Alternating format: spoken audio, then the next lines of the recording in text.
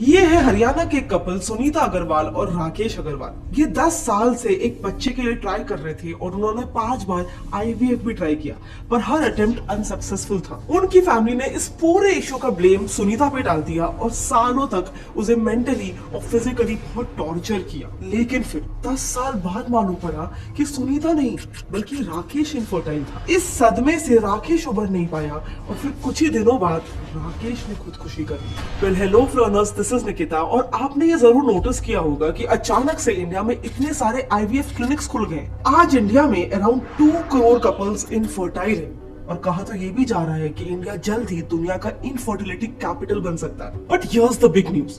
Recently ये पता चला है कि इंडिया के टोटल इनफर्टिलिटी केसेस में से 50% केसेस का कारण मेल इनफर्टाइल पार्टनर होता है, फीमेल नहीं। यस, अग्रवाल के केस की तरह ही बहुत सारे कपल्स को रियलाइज हो रहा है कि उनके बच्चा नहीं होने के पीछे का कारण उनका मेल पार्टनर है। और ये नंबर भी काफी रैपिडली ग्रो हो रहा है, स्पेशली मेट्रो सिटीज जैसे कि कोलकाता में तो 86% आदमी इनफर्टिलिटी के ब्रिंक पर है एंड दिल्ली में तो 15% से ज्यादा आदमी किसी न किसी इनफर्टिलिटी के स्टेज में आ चुके हैं। देखो, इनफर्टिलिटी किसे कहते हैं? सो जब एक आदमी के सीमन में average sperm count 15 million sperms पर ml या उससे कम हो जाता है, उस आदमी को इनफर्टाइल कंसिडर किया जाता है। अब पूरे वर्ल्ड का यही एवरेज स्पर्म काउंट आज से 30 साल पहले तक था 60 मिलियन स्पर्म्स पर ml ऑफ सीमन। लेकिन बस गेस करो कि आज ये कितना हो गया? उससे 3 गुना कम, सिर्फ 20 मिलियन स्पर्म्स पर ml।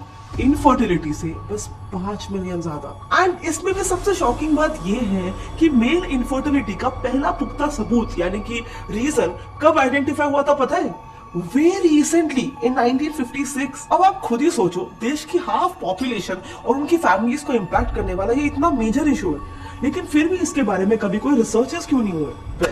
इसका 2 वर्ड एकदम सिंपल सा आंसर है, सोशल टैबूज। मेल इनफर्टिलिटी दुनिया भर में एक बहुत बड़ा सोशल टैबू है एंड शायद ये हमारे लिए इतना कॉमन नहीं है, लेकिन कई सारे देशों में बच्चा पैदा कर पाने को सीधा उस आदमी की मर्दांगी से जोड़ा जाता है। इनफैक्ट इस पर तो एक सोशल एक्सपेरिमेंट भी हुआ है जिसमें अफ्रीका के कई सारे शहरों में रह रहे इनफर्टाइल आदमियों को क्लिनिक्स में बुलाकर उनके एक्सपीरियंसेस नोट किए गए थे। तब सब आदमियों में जो बात एकदम कॉमन थी वो ये थी कि बच्चे नहीं पैदा कर पाने की वजह से उनका सोशल स्टेटस यूजुअली काफी कम हो जाता है और फिर उन्हें अक्सर उनके नाम से नहीं बल्कि नामर्द या फिर नॉट मैन इनफ ऐसे नामों से एड्रेस किया जाता है। कुछ लोगों ने तो ये तक शेयर किया कि जब वो अपने फ्रेंड्स की गैदरिंग्स में होते हैं तब उनसे मजाक में ही सही, लेकिन ऐसा कहा जाता है कि bring your wife to me, I can do it for you. और काफी बार तो ऐसा भी होता है कि उनके फ्रेंड्स अपने बच्चे उनके साथ नहीं भेजते क्योंकि ये भी काफी पॉपुलर टैबू है कि इनफर्टाइल मेन उनके बच्चे चुरा लेंगे। सो माय पॉइंट इज कि ये इतना बड़ा सोशल स्टिग्मा था कि इस टॉपिक से नजर हटाने के लिए अक्सर इस प्रॉब्लम की रूट कॉज को हमेशा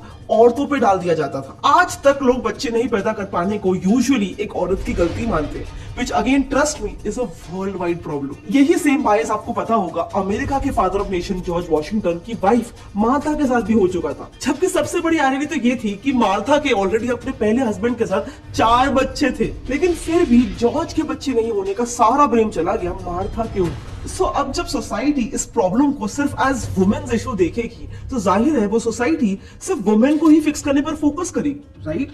इसका नतीजा 1956 तक साइंटिफिक कम्युनिटी ने औरतों पर अनगिनत स्टूपिड मेडिकल एक्सपेरिमेंट्स करके अपना टाइम वेस्ट कर दिया। एग्जांपल के लिए रोम और ग्रीस में औरतों के वूम को स्मोक से फ्यूमिगेट यानी कि फ्यूम से डिसइंफेक्ट किया जाता था। तो वहीं कुछ यूरोपियन कल्चर्स में तो इनफर्टिलिटी के लिए डॉक्टर्स औरतों को डक का सीमन पानी में मिक्स करके पीने के लिए प्रिस्क्राइब करते थे। अब ये सबसे फाइनली सोसाइटी का इस बात को कंसिडर करना कि हाँ ये प्रॉब्लम आदमियों को भी हो सकती है, इसी में सालों साल बीत गए। एंड जब थोड़ा सा रिकॉग्नाइज करना शुरू भी किया तब अगेन इसमें भी स्टार्ट में बहुत ही सारे सुपरस्टिशियस टेक्निक्स अपनाए गए। जैसे आदमियों की फर्टिलिटी टेस्टिंग के लिए फॉलो की जाती थी एकदम baseless P in the pot technique. उसमें एज द नेम सजेस्ट एक पॉट में यूरिनेट करने के लिए कहा जाता था और अगर उसमें वर्म्स आते थे, कीड़े आते थे, तो इसका मतलब वो आदमी इनफर्टाइल है। सिमिलरली अगर ये पता करना होता था कि पति और पत्नी में से कौन इनफर्टाइल है तो उन्हें एक लेटेस का लीफ पर पी करना पड़ता था। फिर उस पत्ते में से जिसका यूरिन पहले इवेपोरेट हो जाता था उससे ये कंफर्म किया जाता था कि वो ही इंसान इनफर्टाइल है।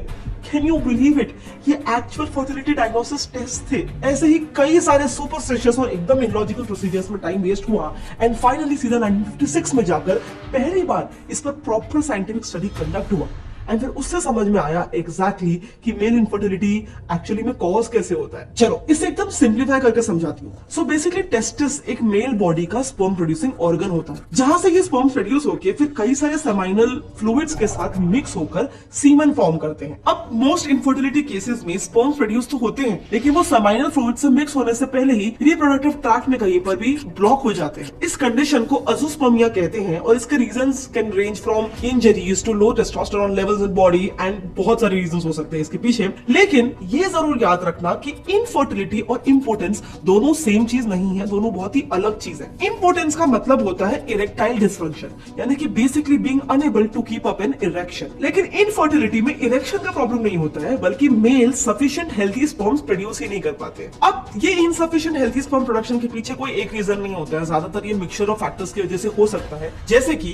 अब अगर इंडिया की बात करें तो फर्स्ट एंड फॉरमोस्ट इंडिया में बहुत सारे कम्युनिटीज एंडोगामस है, यानी कि वो अपने ही कम्युनिटी में सिर्फ शादी करना पसंद करते हैं। एंड यही तो प्रॉब्लम है, क्योंकि स्टडीज ने ये भी पाया है कि एंडोगामी भी इनफर्टिलिटी के चांसेस बहुत ज्यादा बढ़ा देती है। सो हैदराबाद के centre for cellular and molecular biology institute ने 973 इनफर्टाइल मेल्स पे स्टडी किया, जो कभी भी इनफर्टिलिटी कॉज करने वाले कोई भी नॉन फैक्टर से एसोसिएटेड थे ही नहीं। इस स्टडी से उन्हें ये पता करना था कि आखिर फिर वो इनफर्टाइल हुए ही कैसे। एंड रीजन निकला कि 30% सब्जेक्ट्स में जेनेटिक डिलीशन देखे गए थे। अब ये जेनेटिक डिलीशन क्या होता है मैं एकदम सिंपली एक्सप्लेन करती हूँ।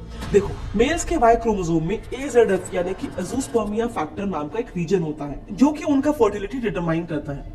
लेकिन जब इंडिविजुअल के दोनों पेरेंट्स एक ही सोशल ग्रुप को बिलोंग करते हो, यानी कि एंडोगामस हो, तब रिसर्च में देखा गया है कि ये रीजन अपने आप ही डिलीट हो जाता है। अब ये एग्जैक्टली कैसे होता है, क्यों होता है, इसका मॉलिक्यूलर लेवल पे स्टडी करना अभी भी बाकी है। लेकिन एंडोगामी भी बस एक ही रीजन है, add to it late marriages. देखो, एज के साथ साथ भी ना मेल्स में जो स्पर्म प्रोडक्शन होता है वो डिक्रीज होते जाता है। देखो, रिसर्चर्स के हिसाब से 22 से 25 साल एक मैन का सबसे फर्टाइल पीरियड होता है, एंड ऐसा सजेस्ट किया जाता है कि 35 के पहले ही बच्चे पैदा कर लेने चाहिए, क्योंकि उसके बाद फर्टिलिटी काफी ज्यादा डिक्रीज होने लग जाती है। But as you know, India में मैरिंग एज बढ़ती जा रही है, सो ये भी कहीं ना कहीं एक्सप्लेन करता है कि क्यों मैरिड मैन अपने पार्टनर्स को इम्प्रेग्नेंट नहीं कर पा रहे हैं। लेकिन इस सब के अलावा एक और फैक्टर है जो लड़कों को इनफर्टाइल बना रहा है, बट आपने कभी उसके बारे में सोचा तक नहीं होगा।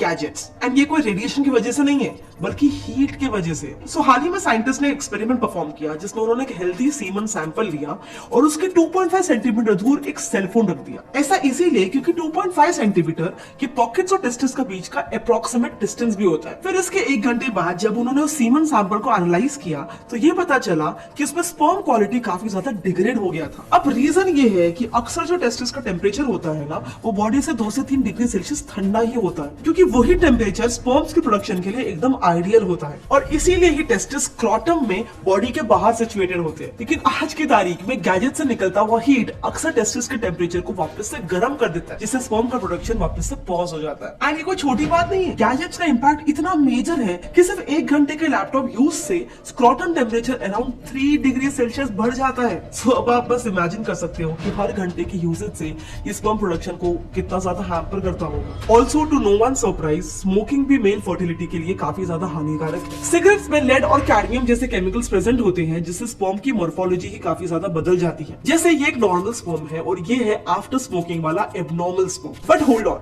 यू नो व्हाट, एक चेन स्मोकर पर एग्जैक्टली जितना स्पर्म डैमेज होता है ना, उतना ही एग्जैक्टली हो सकता है एक ऐसे इंडिविजुअल पर जो एक पोल्यूटेड एरिया में रह रहा है। यस, ये फाइंडिंग्स है एक चाइनीज स्टडी की, जिसमें ये पाया गया कि कोल माइंस के आसपास रहने वाली ज्यादातर मेल्स इनफर्टाइल होते हैं, टू द पॉइंट कि उनमें से कईयों का स्पर्म काउंट तो लिटरली 0 था। But fortunately for the most part कुछ लाइफस्टाइल चेंजेस वगैरह करके इनफर्टिलिटी के रिस्क को काफी ज्यादा कम किया जा सकता है। फॉर एग्जांपल, स्मोकिंग का केस ही ले लो। ऐसा भी पाया गया है कि इससे कॉज होती हुई इनफर्टिलिटी काफी सारी केसेस में रिवर्सिबल भी होती है, जब वो सिगरेट की आदत छूट जाती है। और देखा जाए तो मेडिकल साइंस के एडवांसमेंट्स के साथ इससे कई सारे ऑल्टरनेटिव्स भी निकले हैं, जैसे कि surgery, hormone therapy, artificial insemination, IVF वगैरह वगैरह। लेकिन इस कहानी का एक अलग पहलू भी है। डिड यू नो, आज इंडिया में आधे से भी ज्यादा youth willingly by choice childless रहना चाहते हैं। लेकिन ऐसा क्यों?